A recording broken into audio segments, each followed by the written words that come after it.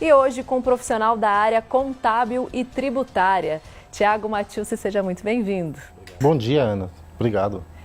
Tiago, é o seguinte, são quase 20 anos de experiência nessa área, né, nesse ramo, sendo que 10 deles são dedicados à área da saúde. É curiosa essa sua especialização, né? Você ser perito em planejamento tributário para a área da saúde. Como é que funciona isso no dia a dia, na prática? Verdade. Há 10 anos atrás eu comecei a trabalhar com um médico. O que me chamou a atenção foi a carência dessa área, né? Ela é diferente das demais áreas hoje que nós temos no mercado. Porque a área da saúde, ela tem especificações, ela tem declarações diferentes de outras empresas. Então, vamos dar um exemplo, o caso da DMED, né? Ela é uma declaração que ela é somente para a área da saúde. E eu fui desenvolvendo nessa área, né? Fui aperfeiçoando o conhecimento em estudos também na área da saúde. E hoje, qual é a deficiência? Hoje, uma faculdade de medicina ou de odontologia, ela não tem nenhum módulo que trata de administração e contabilidade. Então, esse profissional da área da saúde, quando ele sai da faculdade e entra no mercado de trabalho, geralmente a empresa exige um CNPJ e ele começa a ser um empresário. Só que ele nunca estudou nada sobre isso. E aí, por erro e por falta de conhecimento, ele começa a ter erros graves perante o governo. Isso aí implica em penalidades para ele no futuro.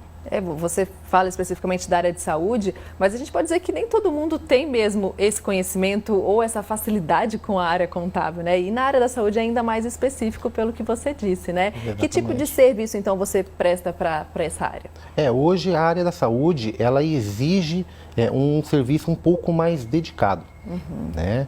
Então, assim, hoje a parte de planejamento tributário, ela vai envolver uma série de benefícios fiscais que o profissional da área da saúde ele tem direito, mas ele desconhece. Então, por exemplo, dá como um exemplo, hoje uma empresa da área da saúde, ela tem hoje benefícios na parte de prefeitura, hoje ela tem benefícios na parte de previdência social, e são todas leis já deferidas. E nós fazemos exatamente esse trabalho. É o trabalho de reeducação. Sim, né? sim. Não é somente a parte de contabilidade. Porque hoje o empresário ele precisa ter uma educação tributária. Essa é a verdade. Não adianta somente tirar a nota e pagar o imposto no final do mês. Ele precisa ter ciência do que ele pode tirar de lucro ou não e assim por diante. O que, que normalmente acontece? Assim? Quais são os principais erros, os problemas que ocorrem nessa área? Na verdade, erros são muitos, mas assim, os mais comuns é misturar a conta da pessoa jurídica com a pessoa física, por exemplo. Né? Muitos empresários acabam pagando escola, faculdade, viagens, tudo na conta da empresa. Isso é proibido por lei, então isso pode dar problema para eles lá na frente. O contrário acontece também, muitos pagam despesas da empresa na conta da pessoa jurídica, da pessoa física. Isso também dá problema. Um outro erro muito grave é na retirada de lucro. Não há uma orientação de como tirar o lucro corretamente. Então, muitos empresários, quando o dinheiro ele entra na conta da empresa, ele já saca o dinheiro para ele e acaba utilizando para consumo próprio. Não há um fechamento de um relatório, não há documento hábil para a retirada desse lucro. E por último, que eu falo que isso é muito comum, é com relação ao livro caixa. Hoje, os profissionais da área da saúde, eles têm direito a fazer algumas deduções na sua pessoa física, quem trabalha como profissional liberal. Só que não são todas as despesas que permitem essa dedução. E muitos acabam colocando despesas ilegais, né, incorretas, e aí quando a Receita Federal faz a auditoria, aí é penalizado. Pois é, né? Porque a legislação tributária mesmo, ela muda com uma certa frequência, né? Você me falou aqui que diariamente, a cada 17 minutos, Cada é isso? 17 minutos existe uma alteração ou indeferimento ou a criação de uma nova lei no país. Você tem que estar sempre atualizado para saber como é que as coisas estão funcionando. Exatamente. E você falou da parte do governo, como é que funciona essa fiscalização e essa cobrança por parte do governo para evitar, né, as fraudes e sonegações? Perfeito. Atualmente, né, porque a lei ela vive em constante mutação, mas atualmente os responsáveis pela fiscalização são os órgãos fiscalizadores e eles são independentes.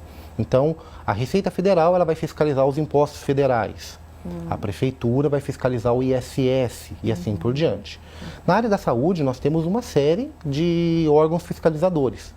Receita Federal, Prefeitura, Previdência, Vigilância Sanitária, que isso é muito importante, né? A parte do Corpo de Bombeiros também, ele faz a vigilância.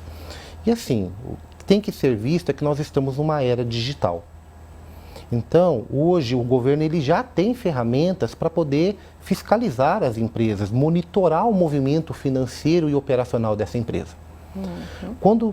Dando um exemplo, quando você tem uma movimentação bancária, o banco já informa para o governo, através de uma declaração chamada SPED financeira, a movimentação mensal dessa empresa. Então, o governo já sabe o quanto passou na conta. Se ele utiliza cartão de crédito para recebimento, o cartão de crédito entrega uma declaração para o governo chamado DECRED. Usou plano de saúde, entrega uma declaração chamada DEMED. Ou seja, o governo ele tem declarações que vão monitorando a movimentação tanto da pessoa física quanto jurídica. Tiago, se a pessoa recebe uma renda, né, não oficializa, o governo consegue ficar sabendo? Ele pode não ficar sabendo da entrada, mas quando você aplica o dinheiro, ele fica sabendo.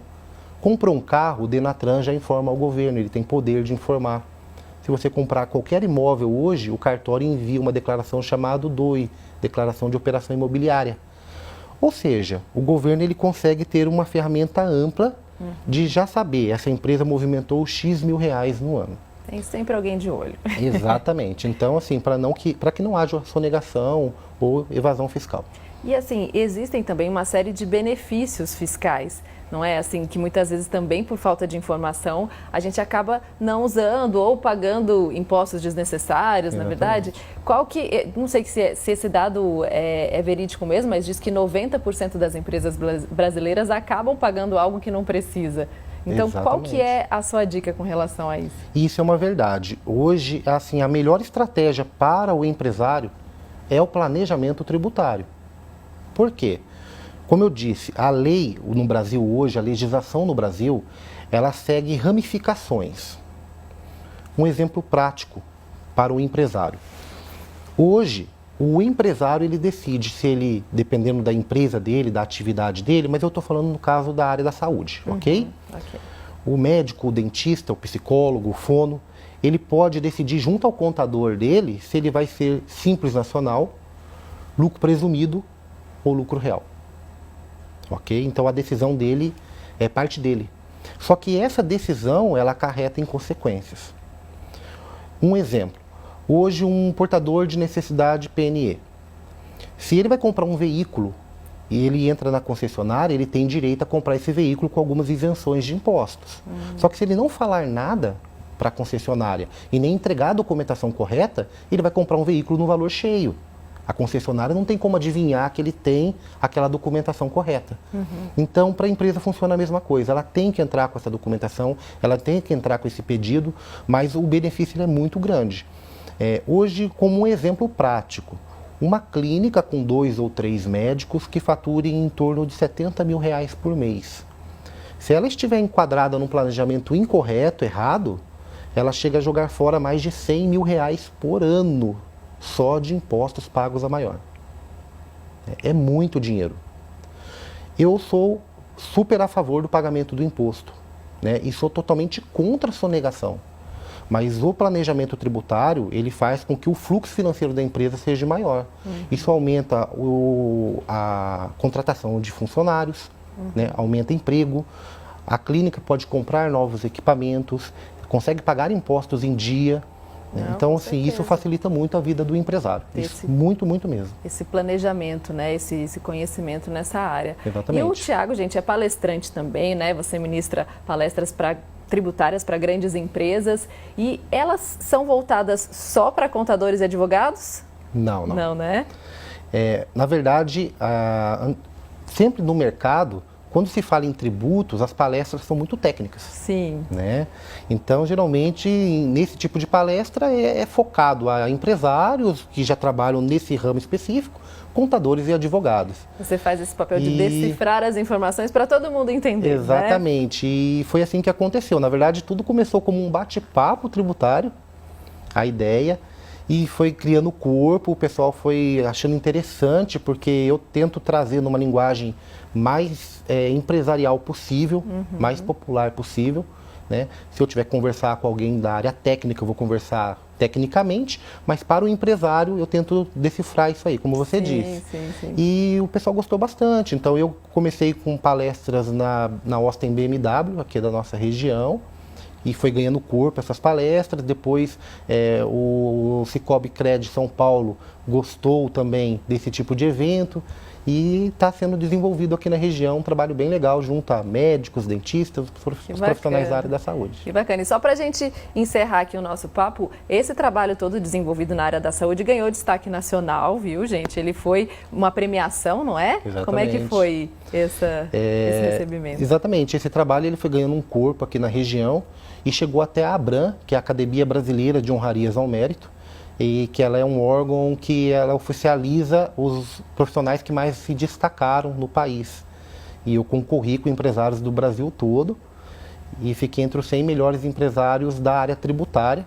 Que bacana. A premiação foi na Assembleia Legislativa do Rio de Janeiro. Para mim foi uma grande emoção. Parabéns Obrigado. Mesmo por essa conquista, esse reconhecimento, né? E não para por aí não, ó. Só esse ano o Thiago ainda recebeu o título de comendador dentro do Palácio do Planalto em Brasília, um título nacional, né? Como é que foi? Me pegou de surpresa, Ana. Assim que eu recebi o prêmio Top Qualidade Brasil, né, no Rio de Janeiro, me ligaram de Brasília me convidando a participar da 11ª cúpula do BRICS, que une Brasil, Rússia, Índia, China e África do Sul. Aí eu fui para esse evento, né, da parte tributária, e logo depois me ligaram, me nomeando como comendador tributário pela Ordem Juscelino Kubitschek. E foi uma surpresa, o evento foi dentro do Palácio do Planalto e para mim foi uma grande honra representar o Vale do Paraíba nesse evento, né? Que bacana! E como parte dessa academia, você define parcerias comerciais, participa dessas negociações, é isso? Exatamente, a Ordem Juscelino Kubitschek e a ABRAM, eles fazem essa intermediação de solenidades internacionais. Então, quando há algum embaixador estrangeiro ou quando existe algum investidor querendo trazer recursos para o Brasil, algum acordo, alguma parceria comercial entre países, nós fazemos esse meio de campo na parte tributária. Ó, que orgulho pra gente, Thiago tá lá. Muito obrigada, viu? Muito obrigado. Obrigada pela sua presença aqui. Seja sempre muito bem-vindo, por ter tirado todas as nossas dúvidas. Muito obrigado também.